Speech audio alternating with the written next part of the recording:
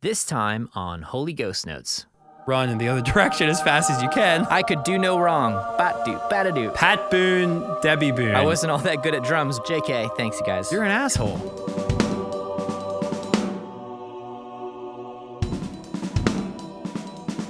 What's up, guys? This is Tim and Matt. You're listening to the Holy Ghost Notes podcast. Take 2. How are you doing, man? I'm doing good. I forgot to turn on Pro Tools. So whenever we start or end an episode, it's just GoPro signaling everywhere, you know? Yeah. And anyone that There's uses so a many things to GoPro look knows at. what it sounds like. It's like that sound.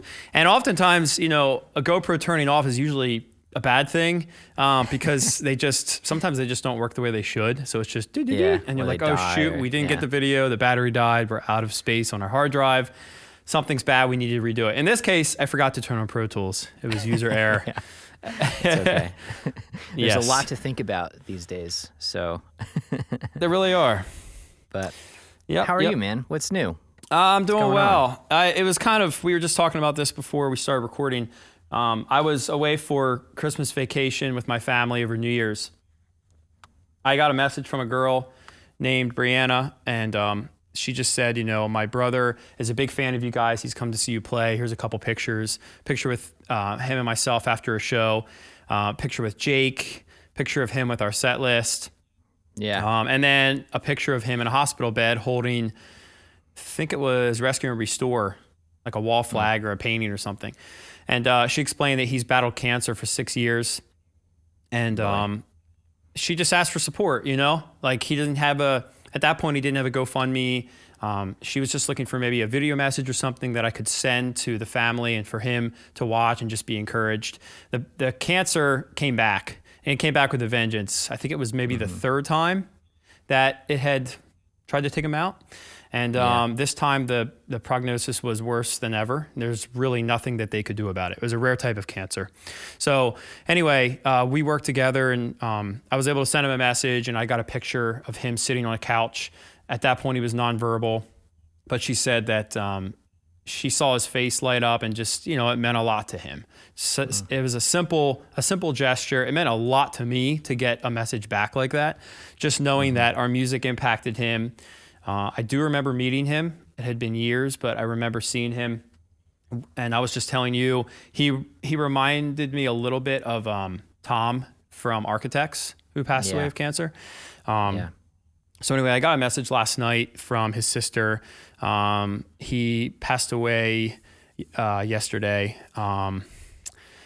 And her message was, he's too good for this world. We know he is now at peace in heaven. It was almost a 6-year battle with this terrible cancer, and he no longer has to suffer. From the bottom of my heart, me and my family have been so overwhelmed with the amount of love and support we have been receiving. We see every message, prayer, donation. Thank you, everyone. We are forever grateful. So it was a little bit of a tough morning for me, and I cannot imagine what it was like for them. I just kind of take it personally in this case, because I have a friend who passed away of the same type of cancer, and I was somewhat invested in this guy, Mikey is his name, just getting better and beating this. And obviously Holy Ghost Notes has some sort of a relationship with cancer, and that we try to help people with cancer. You know, we did an event last year. It would actually be happening probably right now if it weren't for COVID-19. But it was called Beating Drums to Battle Cancer, and we helped a little girl named McKenna, who is actually doing very well. So on an upbeat note, she's doing great. She beat cancer, came back a second time. You know, she beat it the first time, came back a second time, and she's doing well now. Perfect. That's so incredible news. It just upsets me, and I take it personally when I know people and when I've interacted with people, and when I see people having to deal with this. So what we're going to do is, I suggest that we share this with our Holy Ghost Notes listeners. If you're listening to this and maybe you've had a loved one impacted by cancer, or maybe you have yourself, and you'd like to give support, this family's awesome. They have a $50,000 goal, and so far we've raised $7,300. Any dollar amount counts and goes a long way. The family is at a loss and needs our support, and that's why we're here. We're here Yeah. to stand up for those, to stick up for those, to help those in need. So we'll get that posted, and you guys can hopefully support Mikey. Yeah, definitely. I'll post that up on our social. Yeah, definitely check that out. Do you know the link offhand? I don't know the link offhand, but we'll provide that. It's basically we'll Mike's fight against cancer on GoFundMe. Okay. But we'll get that shared. So Awesome. beyond that, I'm just thankful for the fact that I get to live another day. It's just a reminder, that this guy was here yesterday and he's not here today. And here I am doing a podcast with you, talking to our loyal listeners. I practiced drums this morning, went out to lunch with my girlfriend. Just the little things that we think are there for the taking. We're reminded time and time again, especially in a year like 2020, that we cannot take anything for granted. And when people lose loved ones or are going through grief and hardship, we need to be there for them, because it's not only the right thing to do, it's important. Our Christian faith tells us it's important, and there will be a time when we need that help as well. So I want to do that. 100%. Yeah. Yeah, I love that. It's wild. I mean, life and death is just a crazy thing that we all have spent time thinking about, pondering, trying to understand. No one in this life fully understands it. It's been something I've been thinking about a lot, just because of the baby coming. Right.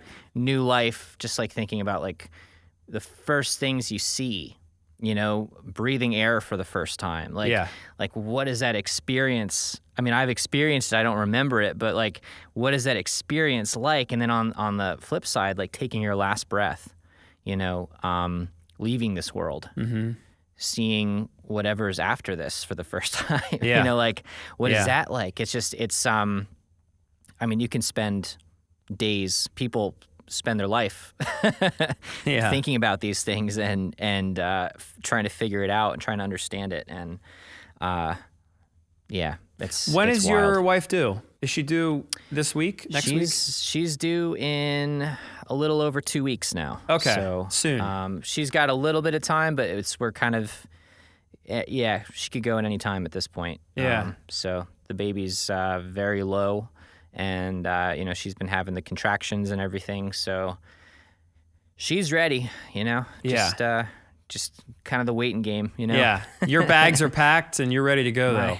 I'm ready to go. Yeah. I've got the phone on. So as soon as I hear the word, and I'm out the door, and it's crazy to be here again, man. It's like, even the other day I was, I think I mentioned that like every morning at my job, we have like a scrum meeting with the team, and on Mondays we go through something that we're thankful for. Yeah. And so I started off by just saying like I'm thankful for the new baby coming, and then I started like thinking about all of the things that come with that. Yeah. The lack of sleep, changing diapers again, especially now with COVID, nothing's really going to change, but you can't really go out or do anything for a while. So it's like, I'm like realizing, but on top of that, I was realizing how much I learned and how much I grew. And like when my son was born, I learned to love in a way that I had never experienced before. And I'm still like trying to figure out like, how am I going to love the second one as much as I love my son? Like, how is it possible that I have the capacity to love anymore? And I know this is just the complex that all new parents go through, but I'm excited to learn about my additional capacity to love, because it's like, it's just the whole experience is just a learning experience. So I'm excited to grow. I'm excited to learn. I'm excited to experience hardships, some of the same hardships actually that I've experienced in the past with my first baby. But that actually has a lot to do with what we're going to talk about today. So I'm not going to go too much into that. Yeah, that's true. But we've got a fun one for you today. I always love going back to these like traditional episodes because we can just talk. And for me, this is what I love. I love this like, men's group Bible study, conversation with friend style episodes, just because it's fulfilling to me. before it even gets to you guys. Yeah, So that's right. But we've got a good one for today. We're going to be going through. Well, Matt, why don't you tell them what we're going to be going over today? So our drum topic is going to be, it's called Drum DNA. And I had this realization recently when I was going back to relearn old songs that I wrote when I was a kid, 17, 18, 19 years old, that even though I couldn't remember exactly what I was playing, like where the splash cymbal goes, how does that 16th note pattern go? There's so many nuances and intricacies to playing metal drums that it takes a long time to relearn something that I wrote a long time ago. That might come as a surprise for many of you listeners who don't know much about drumming. You might think, well, you played it then, that was a long time ago. Certainly you're better now. Why would it be hard to relearn something? The reason for that, that's a valid thought or question, and it might be confusing at first, but I'll try to clear it up in saying you have to build these parts and these beats, these fills into your muscle memory. And when they're no longer in your muscle memory, much like not riding a bike for a long time, it doesn't take a whole lot of time to figure it out, but you still have to figure it out again because you haven't done it in a while. And so I'm relearning these old parts, and I'll get really close. I'll figure out like, okay, I can kind of figure out how this fill goes: right, left, left, kick, right, left, kick. Okay, what's the pattern? What am I hitting? And then all of a sudden, boom, I'm like 80% of the way, and then boom, the 20% that's remaining just fills itself in. And I realized our drum DNA, when we were kids or something we played a long time ago, is still the same drum DNA we have today. And the 20% buffer that I couldn't figure out just fills itself in because I'm still the same drummer. I would still play that part that way. I would still hit tom 1 first, and then tom 2 second, and then splash cymbal right, and then bell. And I did that when I was 17. But here I am all these years later. It's been 18 years. 18 years later, and I would still write the same part. And certainly I've practiced hundreds and hundreds of hours. Certainly my influences are different. I have a whole lot more experience performing and practicing and playing and teaching, but it's still the same DNA. Back to your point about having your second baby, bringing life into this world. I'm still blown away by the fact that when someone is born, all the DNA that they'll ever have, it is currently present. It exists the moment that baby is conceived. Yeah. I mean, that is wild to me, because think about the 80 years or so that we hope and pray to have on this life or on this planet. And all of that is created, and of course it's nurtured throughout your life, but it still exists from the very start. So drum DNA is going to be about that experience. The faith topic, the God topic, is going to be based on Luke 5. And what I want to talk about with you is that place of hurt, pain, rejection that you felt, that you can't imagine ever wanting to go back to. In fact, you want to run in the other direction as fast as you can. I believe God's actually calling us back to those places. Luke 5 talks about a carpenter who sees fishermen who have fished all night, all day, all night, countless hours, and they have not been successful in their fishing. And the carpenter, not the fisherman, the carpenter tells the fisherman, go back out. Yeah, that same spot, actually, and cast your nets, and you will be successful. And just, can you imagine being told that from a carpenter? Can you imagine being told to go back to where you just had spent all those hours in vain? I hate doing things in vain. I hate knowing that what I'm doing right now won't count. It won't mean anything. It's not going to produce anything beneficial. It's like how people have talked about hell, right? It's like you're rolling this boulder up a hill, and you push and push and push and push and push. You get to the top of the hill, and at the end of every day, it rolls the whole way back to the bottom. That sounds a lot like hell. Everything you do is in vain, and you know it's going to result that way. And yet that's what Jesus says for them to do. So we're going to talk about that. I think I would actually like to start by reading Luke 5, and then let's go into the drum topic. That way we have a little time to think about what the verse says. Yeah, I love that. Is that cool? Let's do that. All right, Luke 5. One day, as Jesus was standing by the lake of Gennesaret, the people were crowding around him and listening to the word of God. He saw at the water's edge 2 boats left there by the fishermen who were washing their nets. He got into one of the boats, the one belonging to Simon, and asked him to put out a little from shore. Then he sat down and taught the people from the boat. When he had finished speaking, he said to Simon, "Put out into deep water and let down the nets for a catch." Simon answered, "Master, we've worked hard all night and haven't caught anything. But because you say so, I will let down the nets." When they had done so, they caught such a large number of fish that their nets began to break. So they signaled their partners in the other boat to come and help them. And they came and filled both boats so full that they began to sink. When Simon Peter saw this, he fell at Jesus' knees and said, "Go away from me, Lord, I am a sinful man." For he and all of his companions were astonished at the catch of the fish they had taken. And so were James and John, the sons of Zebedee, Simon's partners. Luke chapter 5, verses 1 through 8. Okay. So drum topic, drum DNA. Let that sit for a little bit. Simmer. Let that simmer. Marinate for a little while. We'll sizzle In the there. meantime, we'll talk about something equally as important: drumming. Not quite. To us, but, anyway. Yeah, To us, anyway. To us. Yeah. All right. So as I was saying, I had this experience recently, right, where there's this misconception that we are, picture a line, right? Mm-hmm. We're at this point on a line. And in order to get to this point, that deficit or that margin could be considered motivation for a goal. Mm-hmm. So my goal is to get to this point. Yep. Currently, I'm here. Mm-hmm. Now, there's all sorts of speculation about how to get from this point to this point, but certainly most of us could agree that it requires practice, Yep. a great deal of practice. But there are a lot of other X factors that happen to be money-making ventures for a lot of people, Yep. right? So I'm going to take lessons. I'm going to buy this gear. I'm going to study with this person. I'm going to go to this drum camp. And most of those require you to actually pay money to improve something in your drum circle, right? Whether it's a piece of gear or whether it's the education that you're getting to get you from point A to point B. I want to make you the argument, and I want to hear what you have to say, and I want to maybe challenge our listeners to think about the fact that there might not be as many X factors as what you think in getting you from this point on a line to this point on a line. And actually, if you reduce it to its most simplistic format, it might just be that you have what you need internally.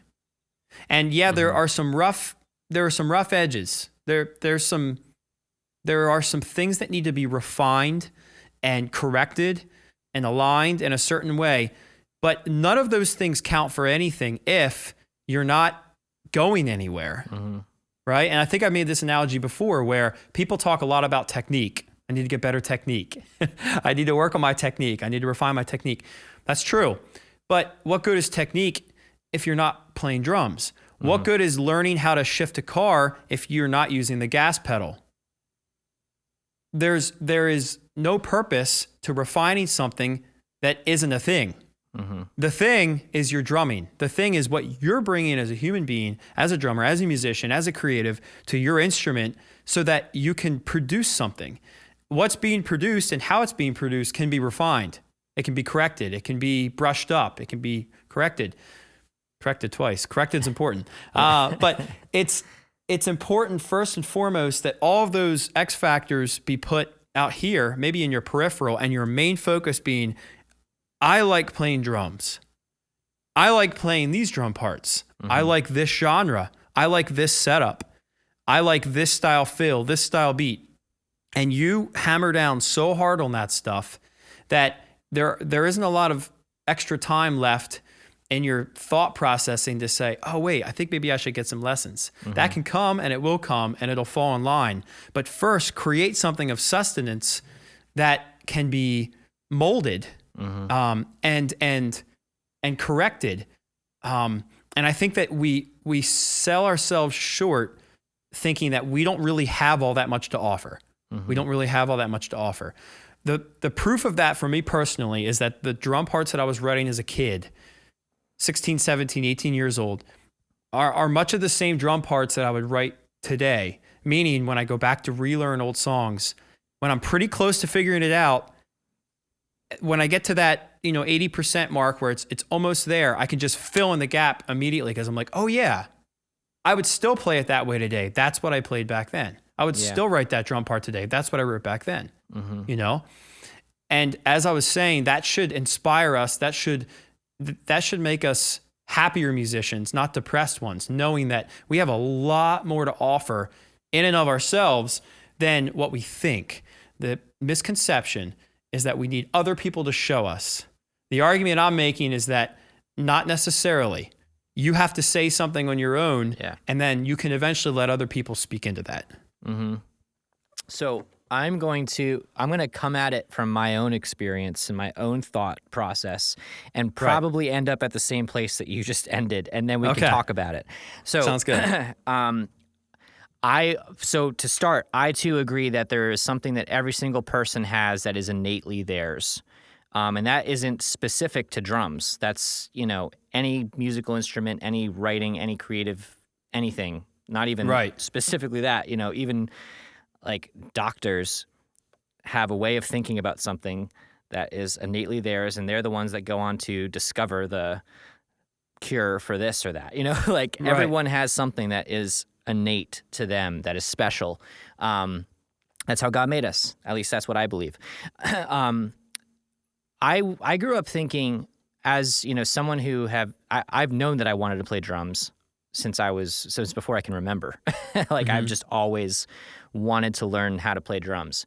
And I always was under the impression that if I got lessons, at a certain point when I was probably 7, 8, 9, I was afraid that if I took lessons, it would influence my style. So even at that young age, I recognized something that was unique to me. Did I think it was better than this other person? No, not necessarily, but I still recognized it was unique, and I didn't want to lose that.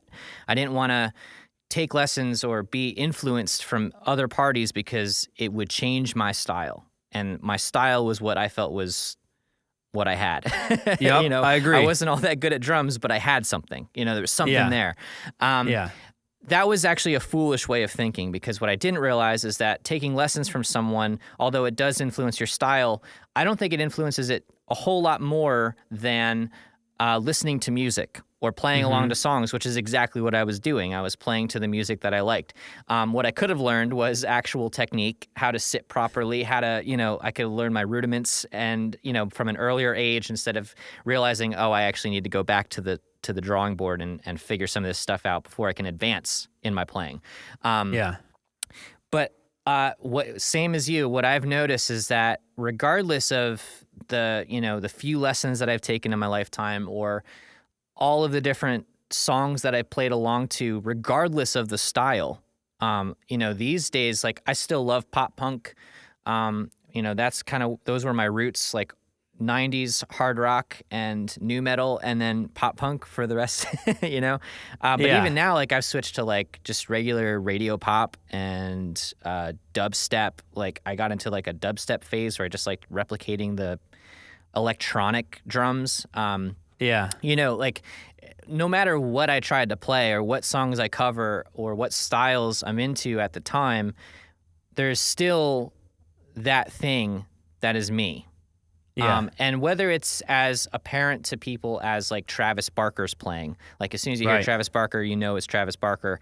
I don't know if I'm there, but at least I recognize it. At least when I'm playing, I'm like, this is me. This still sounds like me. If I listen to myself playing at 14, it's still me. There's still certain things, certain fills that I gravitate towards. I was actually in Adam's episode, I had a question written down. I didn't end up asking it, but I was going to ask, what is your go-to fill right now? Everyone's got every drummer everyone listening is probably laughing right now, because every drummer's got a go-to fill, and it's that thing that in most cases you probably hate it. I hate that I do that. Why do I always throw that fill in? But every drummer's got that go-to fill, whether it's the bada or bada that's mine, obviously, because I just did it twice. Everyone's got it. But I Pat Boone, Debbie Boone. Isn't that what it's called? Yeah, is that what it is? Pat Boone, Debbie Boone. I learned to take my ba-da to ba-da-bum. That's, that was my improvement. I'm just classic. But I think everyone's got something that makes them them. And Okay, I have a question for you because you just jogged my thinking here. So okay. you grew up playing pop punk, is that right? Okay. In my time of really playing drums a lot, pop punk was where I was at. Yeah. Okay. So what if you had grown up playing jazz because that's what your parents had taught you? You're correct in saying that your style is your style. And if you were to play in church, I could still tell that it's you, even though it's a completely different genre than pop punk or something that you love and have played for countless hours. Yeah. But what if you had been taught how to play jazz first? Do you think that jazz would have been your primary love? You wouldn't have moved on to pop punk and therefore your style would be different? Or do you think regardless of what you're taught, your style always wins out? The style that is specific to you. In other words, what came first, the chicken or the egg? What came first? Your style and drumming is kind of pop punk rock oriented, right? Yeah. Yep. Is that because you started playing that genre first that you play that way, or is it or does it work the other way around? That's a really good question. I don't know if there's actually a true answer to that. Just because it's like that's a psychological test that would have to be run, or a study that would have to be run, for 20 test subjects or whatever to figure out what the percentage there is. But it's hard to say. So I mean, I didn't really start with pop punk necessarily. I was into do you remember that band PFR, Pray for Rain? Yes. So that was like the earliest for me as far as okay. Like when I remember trying to learn songs, them and like the Beatles, okay, Nirvana, Nirvana definitely had a big influence on me. The Spin Doctors back in the the 90s. So there's a lot of stuff. You remember that song? Oh yeah, absolutely. I still do that fill actually. It's super cool. Well, you were probably what, 12 years old then? Not even. I was like 6 or something. Yeah. Jeez. I think pop punk. I think I would have ended up loving pop punk regardless of what drum style I was taught. If at a young age, the jazz, and jazz was actually a very smart choice there because there's a lot of rudiments in jazz that you need to know to even call what you're playing jazz drumming. There's a lot of things there. Skills that need to be learned. And I think that if I had learned those and practiced those, it would have actually changed my sound. To be completely honest, there'd still be an element of me. Everyone, it actually becomes very clear when you play drums up against a Pro Tools screen. I know we've talked about this many times, but when you see the distance between your drum hit and the actual grid click, you realize that you're not playing on beat. It might sound on beat, but you're not necessarily playing on beat. And some of the best drummers aren't going to be mechanical in how tight their strokes are to that grid. Like some of the best, Steve Gadd, for instance, is a really good example. Ash Sohn. They don't play on the grid a lot of the time. They're playing these off notes that don't even show up on the grid in most cases. Yeah. And it sounds so cool and it's so them because it's not perfectly on with the grid. Like there's that, it's feel. That's really the best word. That when you hear people talking about feel, it basically just means, oh yeah, they're not a robot. They've got feel. They're not playing. Do you remember when Caleb Kilmer was doing those memes? For those listening, Caleb Kilmer was on the show a while ago. December of 19, I believe. Yeah. Yeah. Go back and listen to that if you get the chance. Caleb and I had a drum company together called Griner Kilmer for 7 years, from 2011 to 18 or so. And Caleb was a very funny person, and he had a bunch of memes. He was just he was a meme factory, man. He was putting them out. And the one meme was about Adam Gray and myself. Do you remember what that said? I vaguely remember something with a robot trying to be a human versus a human trying to be a robot or something like that, right? yeah. And I forget who was associated with whatever, but like Adam Gray, when Adam Gray plays drums, it's like he sounds like a human trying to be a robot, and when Matt Griner plays drums, it sounds like a robot trying to sound human, you know? Yeah, right. And that speaks to this whole topic, right? It's like I play metal drums. The style of drumming that I have practiced and curated over the years is very specific to metal. Actually, it works really well because we're talking about this Pro Tools grid. You want to be locked into those lines. Yeah. You want to be on the beat. Everything has its place. There's a lot happening. Things have to be concise and played intentionally. That's not all genres. And so when I look to explore and get out of what I would consider my drum DNA, that's where I'm looking to jazz. That's where I'm looking to fusion and these other styles where there are intricacies and nuances that I'm just not all that comfortable with. I'm not all that comfortable with because I've lived in this world for so long, and this has been my experience. But my argument is this, that even when I go to jazz or even when I go to fusion and I spend a lot of time with it, I still bring to those genres the same fundamental elements that I bring to metal. The way that I think about stickings and the way that I think about sounds and painting this portrait with my drum set, you know? Yeah. You don't leave that behind just because you go to a different genre. You don't abandon your drum DNA just because your teacher is coaching you in a certain way. To the point you made earlier, that resonates with me. Like, I don't want to lose what is specific to me, you know? Yeah. And I think for a lot of listeners too, it's like, keep that in mind. You know, you have something as a drummer that is specific to you and what God has given you. Don't be afraid to use it the way you use it. Don't be afraid to be critiqued for using it the way you want to, but also don't be afraid to go out there and get some of those rough edges knocked off, you know, whether it's through a teacher, or through online lessons, or through influences that you're trying to play like them or other genres. Yeah. 100%. The 100%. drum DNA you have will always be there, and it's to your benefit, not your demise. Yeah. Yep. You know? Yeah, that's it. Don't do what I did. Don't be afraid of drum lessons because you're afraid to lose yourself. You're not going to lose yourself. No. It's near impossible to lose yourself, especially if you know what you like, you know? And if you don't know what you like, explore, you know? Yeah. Explore different styles and figure out which style brings out who you are the most, you know? Yeah.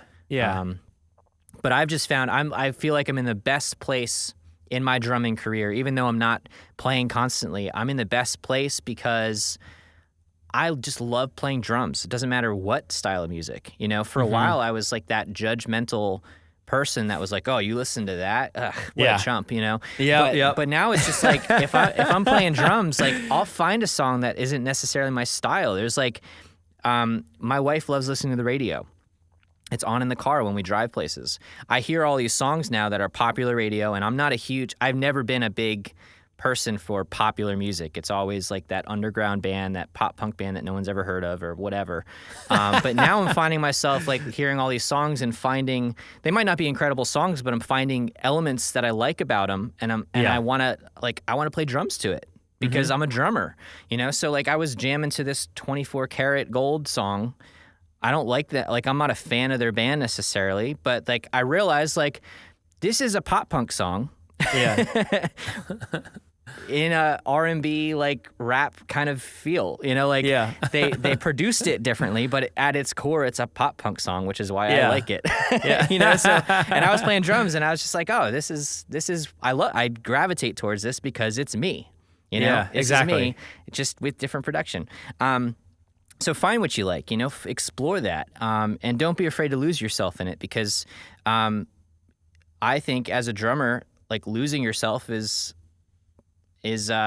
important sometimes, you know, because when you lose yourself, you're forced to find yourself, you know, you're forced to ground yourself again. And sometimes it's just when you're in the zone and you're lost in it. It's like, I mean, I'm talking about two different things, kind of. But when you don't know where you're headed, there's more of a drive, more of a desire, which is what we talked about. That tunnel vision. Finding that goal. If the goal is to figure out where you excel, try different things. Tunnel it. That's great. Cool. Yeah. Well, I think that's an important topic to me because it's true and it's relevant. So those two things are both true at the very same time in my life right now. And so I hope that was helpful to you as a drummer and as a listener of this show. Don't be afraid to lose yourself by going to different teachers, by going to different influences, by going to different genres. You will not. My argument is that what you've been given in your drum DNA is there to stay. It can only be curated and nurtured and can only advance. And that should motivate you and inspire you. Right. So, and ultimately, you'll know if you don't like what you're playing. So that's not going to change. That's true. No matter how you get there, you're going to get to a place where you like what you're playing. So that's true. Try it. So I think what we'd like to do now, and for subsequent episodes, unless everyone hates it, which maybe they will, I think that we should each contribute a song or an artist that we've been listening to. And I have to go turn off my furnace, so you're going to do this without me hearing it, which makes it as objective as possible. Because I'm not going to know. I won't see the judgmental facial expressions from you. And then I'll tell you mine, and maybe they're the same, and then we'll hop into the God topic. All right. Sounds good. Yeah. Be right back. So I guess this comes as no surprise to most people, but the type of music I've been listening to a lot is still pop punk. And there's actually an album that I've been really jamming. And it's an album by the band Knuckle Puck. The album is called 2020. And it's just really solid. It was kind of like a natural. So I was really big into another band I'll bring up called Real Friends. And I think I mentioned that in the questions episode, but just kind of like a newer wave of pop punk. I've always been a big fan of the Starting Line and Reliant K, so this was kind of like the next level, kind of the Dangerous Summer mixed with the Starting Line kind of feel. So I was big into Real Friends, and then thanks to Spotify recommendations, I got into a bunch of other pop punk bands, Knuckle Puck probably being my favorite out of the mix. So yeah, been jamming that album, and has kind of rekindled my love for pop punk. So yeah, and Matt is still turning off his furnace, but here he is. I'm here. So okay, so the funny thing is I could hear that whole thing because I have AirPods in. So that's not what I was going to say. That is really funny. Okay, so I've been listening to Death Cab for Cutie. Dude, I love them. There's an album called Thank You for Today. And it's fantastic. So check it out. Death Cab for Cutie. You can listen to anything in their discography. Plans is my favorite album by them. Yeah, mine too. And Transatlanticism. But Thank You for Today is awesome. So, okay. Let's hop into the God topic. So I want to start off by reading a lyric that I wrote. It's actually for a song that came out yesterday. August Burns Red, Standing in the Storm. I feel like this is very closely connected to what we're about to talk about. So here we go. Cool. I'm just going to read a part of it. And I want to see what you think, Tim. Okay? Yeah, let's do it. All right. I'm losing my mind. There's no rain, just lightning and thunder. Nobody wins when we've lost one another. I know that damage is not destroyed. A face I won't forget, a feeling I can't shake. Damage is not destroyed. We fall apart so easily.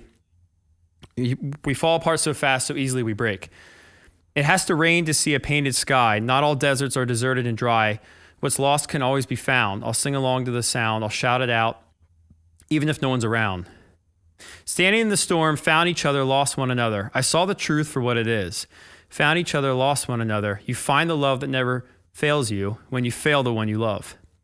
Say goodbye. Fight to reunite. You know it's right, but instead you fight with all your might. I want you, but you want out. So this song is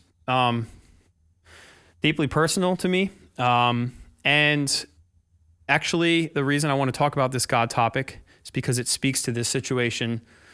It speaks to this experience I've had. And I just want to speak directly to those that are listening that feel like they've been hurt by someone in the church. They've been hurt by someone who they considered a friend. There has been a compromised level of trust between yourself and your partner or your family. Someone told you to do something and you did it and you got burned for it. A relationship that you were in ended and you were fighting for it to survive and it didn't. All of these moments in our lives where hope deferred, as the Bible says, hope deferred makes the heart sick.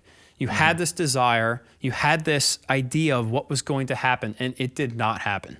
In fact, it fell apart, it broke apart in your life. And I want to speak to you as a listener and just say to you, I understand that you would never want to go back to the place where you got burned, where you were hurt, where you were rejected, where you were abandoned. I don't know how deep those layers go, but I know from personal experience that I didn't know that there were so many layers. I didn't know that there were so many levels. Picture an elevator that goes down to the ground floor and then to the basement. I thought that was the lowest level. I thought that was it. Well, my elevator went down a lot further than I thought it was possible to go. And what I mean by that is hurt and rejection cuts deep. Yeah. It cuts deep, and you don't want to reopen those hurts in your life. I want to speak to you as a listener and just encourage you to look at what God is saying in the words of Jesus in Luke 5 when he instructs fishermen, as a carpenter, instructs fishermen to go back to the place where they were investing their energy and their time and their expertise, and it was all seemingly in vain. They came back with nothing. They went with expectation and they came back with nothing. And someone who, on the surface, knows nothing about what they do, right? He can't relate to them. They're fishermen. He's a carpenter. Yeah. God can't relate to me. He's God. And I just went through this painful situation and now he's telling me to go back, right? And so what we see in this story in Luke 5 is that they might say with all their might, I'm not going back. I can't do that. This is dumb. There's no way. But they did it. They actually did it. That's the important thing. They didn't have to. Mm-hmm. They could have called it a night and said, that's it, but they didn't. And they took off and they went back to that very place and they cast their nets into the deep and they caught so many fish, their boat couldn't even accommodate their catch and they had to call for help. And so I've been journaling for almost a year now, and I wrote about this a little bit. Here's what I said. Today I realized I can trust Jesus to get back in the fight and go back to where I felt hurt and rejection to find the kind of love that I didn't think still existed. And my challenge for you as a listener, my challenge to myself really, is that God can be trusted. We either trust him and we obey him, or we don't trust him and we say, I know better. The hurt is too great. The rejection was too great. I believe that God wants us, encourages us, leads us into that place where we once found a desert and he's saying, no, there's more to it than that. There's an oasis, like there's water, I'm telling you. You might feel like you know every square inch of this arid desert. Like, I got you. I know that desert. I created it. And though you might not understand why it's there and why you had to walk in that desert for so long, I'm telling you, we're going to go back together. I'm going to lead you there, and you're going to find what you've been looking for in that place, not in spite of it. Because of it, actually, not in spite of it. Sure. Yeah. I want to draw some attention to a point that you glossed over. I guess you kind of made the point, but you mentioned, so the important thing about that story where Jesus tells the disciples or the fishermen to go back Yeah. to the same spot, the important thing here is exactly what you said. They did it. You know, a lot of people take away, oh, it's a miracle. All the fish, the boats were almost sinking. Like, that's what most people would be like, oh, yeah, the boats were almost sinking. They were so full of fish. What a miracle. Yeah, what a But miracle. I take it back. They did it. And this isn't to put the emphasis on the disciples necessarily, but just to put the emphasis on the importance here. Like, the fish didn't matter. Mm-hmm. Like, in the grand scheme of things, the point that was being made was not about, you know, God's provision or, you Right. know, That's the exactly right. miracle. The emphasis is on obedience. Mm-hmm. Jesus told them to do something. They didn't have to do it. If they didn't do it, there never would have been a miracle. Whatever, move Right. on. You know, Right. it wouldn't have made it into the Bible probably. You Right. know, but the thing that they did is they did Yeah. it. They went. Yeah. They listened. They obeyed. And that sometimes I think we're presented in life with instances like this. We might not recognize every single one, but we feel prodding on our heart or in our gut, we feel there's something we need to do. And it's exactly as Matt said, it's something that we want to run the other way. You know, a great example of this is the story of Jonah, where he knew that God was calling him to Nineveh. He wanted to run the other way, and he did. And the miracle wasn't him getting thrown off the boat, getting swallowed by a fish, getting spit back up. You know, it just got him to the place where he was obedient, and God used that. God works through obedience. We see it time and time again, and I think we're faced with opportunities to obey, and we won't always suffer consequences if we disobey. It's not always a, you better listen to me or else. Sometimes it's, listen to me because I have a reward for you. Obey me because I'm trying to show you something. I'm trying to give you something. You know, and I feel like a lot of people, Christians included, pastors that I've heard sermons from included, preach obedience sometimes in this way where it's like, it's just so, what's a good word for it? Religious. It's so just like, you do this and it's not for you, it's for That's God. right. It's for Yeah. God's glory. And yes, when you obey, it is glorifying to God. It brings glory to God. But it's That's not, right. it's not about that. God's love it's for us. It's Yeah. glorifying to him, which is the funny part is like when we accept his love, when we accept, it's like, so here's the best way I know how to put it, like practically. Like, Matt, if I was going to give you a gift and I spent so much time putting this together and I say, hey, I have something for you in the other room, go check it out. But you don't want to go into the other room because it's too hot in there. Yeah. The furnace has been on all day. I don't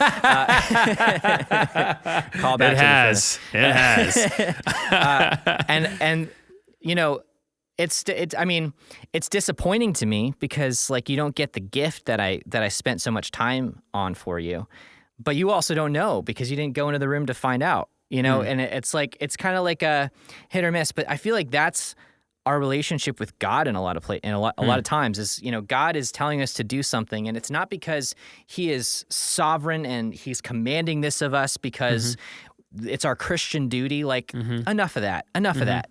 This is a relationship. When God has something for us, He's prepared it for us. He has, you know, there's something waiting for us that is for our benefit, whether we realize it or not.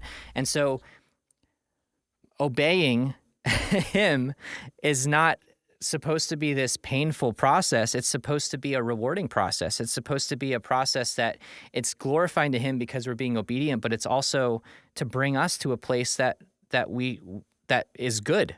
God has good intentions for us. It might be hard. You know, it might be, Matt might start to sweat when he walks into the room. It might be a little difficult to get to that gift. But once he gets there, he realizes, oh, wow, this is an incredible gift. Thank you. And I'm glorified because I'm like, yes, I spent so much time making this for you, preparing this for you. Yeah, it was costly. And you're enjoying it. Yeah, exactly. It was costly to me. And I think that's how we have to look at it is when God tells us to do something, in most cases, it's for his glory, but understand what for his glory means. That's right. It's for his glory and for our benefit. That's right. So I don't know if that was really super confusing, but that's kind of how I'm seeing it. That's what I took out of that passage was just they did it. They did it. And they reaped the reward, but the reward doesn't matter. It's what they did that mattered. It's sort of like when does your wife ever well, we won't go there. Let's stay away from that. But if you're listening to this, I think this is a very common thing that happens, right? I do it. We all do it. I want you to do something for me, but if I tell you to do it, then it's not that you really want to do it. It's not that you really want to do it for me. It's just you're doing it because I told you to. Religion says, I told you to do this, therefore do it because I told you to. And all that religion gives you in the end is a list of rules that you follow, but you follow them because you were instructed to follow them. The person that instated those rules really isn't getting anything out of it, except for the fact that the rules are being followed. How much greater to be the one instating those rules and someone obeying the rules because they love you, actually. They want to follow the rules. Sure, the rules are there. They're in place. The 10 Commandments are there. They're in place. But is there someone in the room who's willing to do what's right because they love the one who created them and everyone else? They're responding to that out of love. That is Christianity to me. It's a group of people who decided that the gift that was given to them on the cross was so costly, there's no way they could live their lives for themselves because that gift was given for them. And out of response to that, they say, of course, this is the way I'll live and I'll fail in doing it, but I'm going to keep doing it this way because I did not deserve that gift. I could never repay it. But so the very least that I can do is giving as much as I can every day out of response to that. And that's love. Yeah. And I think that brings God glory, so much glory in the end, because it's like, yes, you have a failed creation. All of us are failing at this, but our response is what matters to him. In much the same way, the fish didn't really matter. It's the fact that they said to a carpenter, we're pro fishermen and you're a carpenter. We just tried to do what you're saying we should do, and we failed. And you're saying to go do it again. All right, we're going to do this. I think for those that are listening that are going through a shitstorm right now, much of this won't really speak to the pain. I understand that. The last thing I wanted to hear was like, I'm praying for you. God bless you. You know what I'm saying. There's a list. I kept a list of things that just bothered me, right? They bothered me. And they bother you, and they should bother you, because the things, it's easy to say a bunch of words. But what I think helped me was understanding that God saw my pain and he understood me. If someone understands you, it's really easy to love them because they know you, they see you, they can empathize with you. I really felt like God understood my pain when I was going through it. And because of that, he was trustworthy. I could trust him to go back to that spot. Now, it's taken me a little while, but with this message on Sunday, on Luke 5, God is calling me back into the fight. And it's going to require me to have that Tim Anderson moment where it's just like, just do it. You got to do it. At some point, you have to make that decision. But underneath all of that is years of growing in this understanding that God knows you. He sees you. And I want you as a listener to hear that, because it will speak to the pain, much like it did for Horatio Spafford, which we've talked about quite a bit. When he lost his 4 daughters, I believe, the bottom of the Atlantic, he wrote this hymn, "It Is Well." How could anyone write a hymn like that? Well, look at what he wrote about. Jesus on the cross. Why did you write about Jesus on the cross? Because he knew someone could understand pain at the deepest level. And he also knew that it reminded him of his own sin. Someone would do that for him. So in his worst and lowest moments, he went to the cross. I think we need to do the same thing. It'll help us understand who Jesus is, and it'll help us trust him to just say, do it. Just do it. Go back. Go back to that church. That church hurt you? Dude, Tim and I get it. We get it. Yeah. I don't want to go to church either. I gotcha. I'm just becoming a member at the end of this month, actually, at my girlfriend's church. And it has not been an easy decision. God's calling you back to that friendship. Yeah, but they did this, this, and this to me. There's reconciliation that's possible. And in that friendship, you can find what you need. And maybe they can find what they need. Go back to that parent that hurt you, abandoned you, you know. It's not going to be easy, but we have someone who's telling us that he's trustworthy and that we can find the answers. We can find the life that he has for us. Mm-hmm.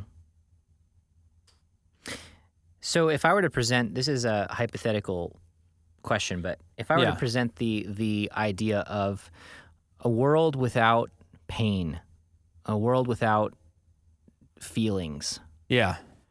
Would that be better than the world we're living in now, having experienced the pain that you have? Utopia. A utopia of kinds. In a way, yes. I think my knee-jerk reaction to that is, give me that world. Yeah. No. Yeah. Every great thing in my life has had its varying degree of pain, suffering, and setbacks, and it's because of those things, not in spite of them, that I love Jesus more and more and more and more, and that my life has changed for the better. Yeah, I'm inclined to agree. I feel like a world without pain is almost monotonous. It's almost meaningless. Yeah, because pain makes us who we are. You know, it opens up opportunities. It helps us learn. Many people would argue, I'm not sure what I feel in this regard, but many people would argue that knowledge is one of the greatest things that you can achieve. You know, this life is meant to learn. Yeah. And to because knowledge is power. You know, that's a phrase that I'm sure most of you have heard. Knowledge is power. So like you can't learn from something without that discomfort, without that pain. You know, you can't, you could keep doing the same thing over and over and over again. And if it doesn't hurt, like, I mean, I'm learning this like with my son because I'll tell him, don't do that. And he says, why? And I say, 'cause you're going to get hurt. And he does it anyway. And he's going to keep doing that same thing until he gets hurt. Because it doesn't matter what I tell him.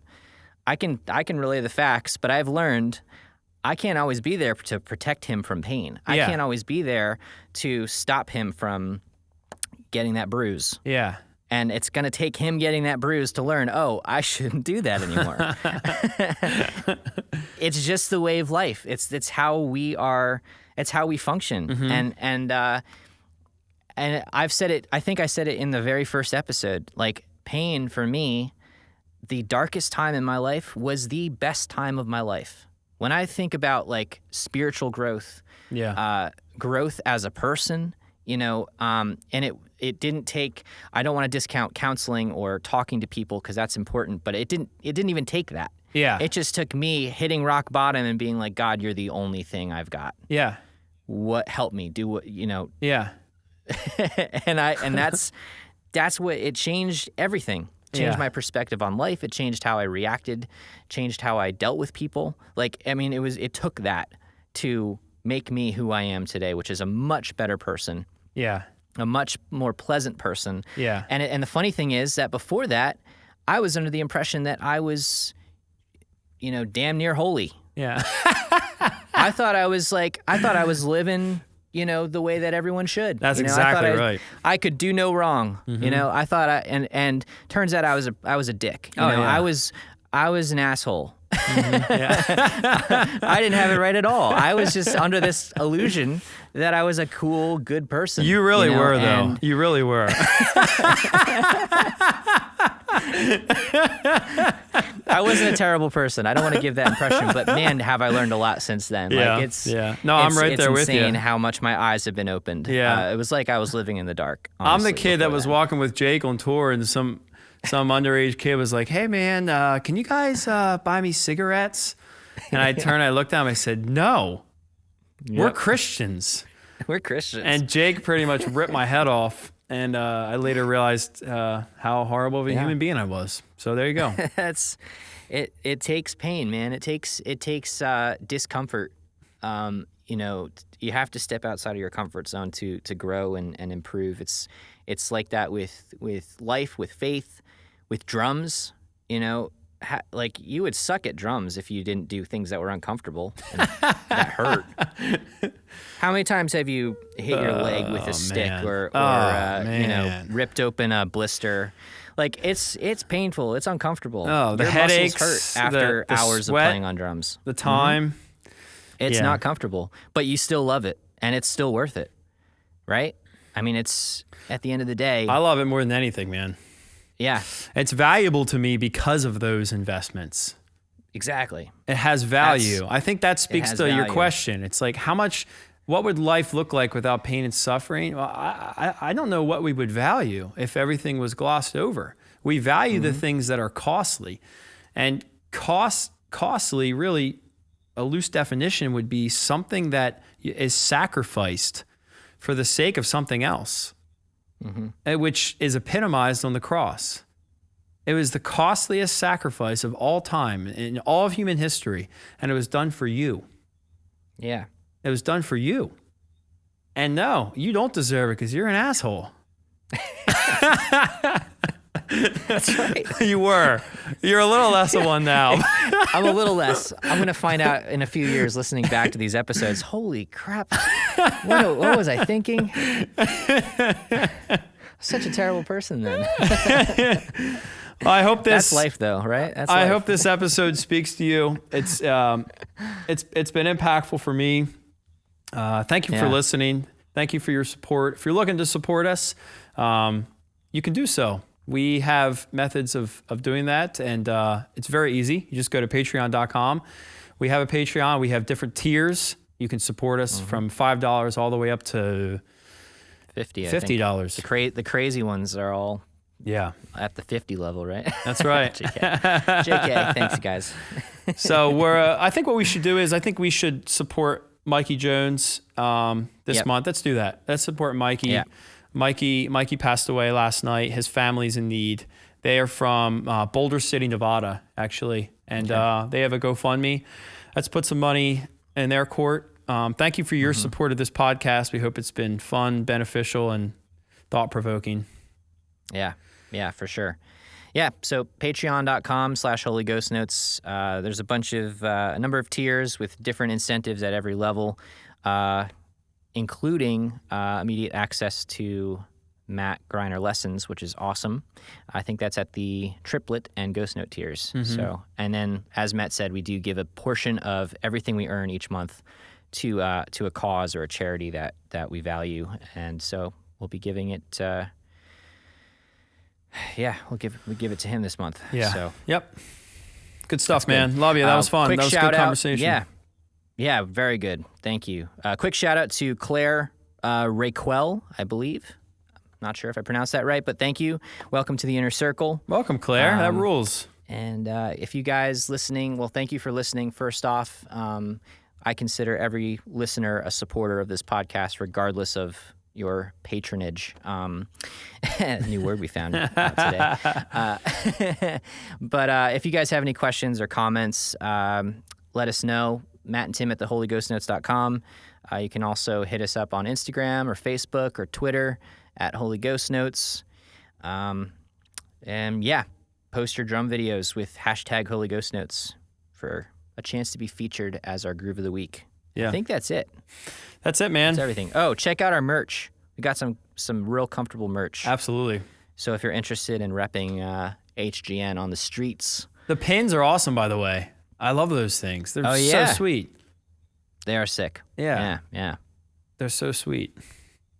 Yeah, man. All right, brother. Thanks a All lot. right, I love you. guys. I love you guys. Thanks It's for that time. listening. I love you too. Hang in there. We'll talk soon.